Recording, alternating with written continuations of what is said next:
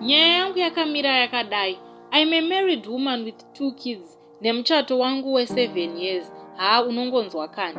Kugara makore ese aya kana kuziva hangu kuti ndiri kugara nemuroi. Mai mwana. I'm sick for the past 2 years. Munhu kutondisimbisa kuti unopora, hospital zvaisapora.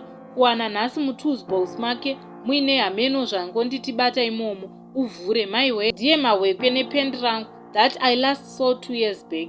Apa Rakamoneredzwa PaDatya makaita kuzara ropa. Hameno kuti ndabhururuka here kana kuti ndaita sei, but now ndazongoona ndava kwamai vangu. Kunyora kudai I'm stressed and confused too. Kuti naimi the person you thought you knew is the same person who backstabbed you. Ndakakutadzirei nhai iwe.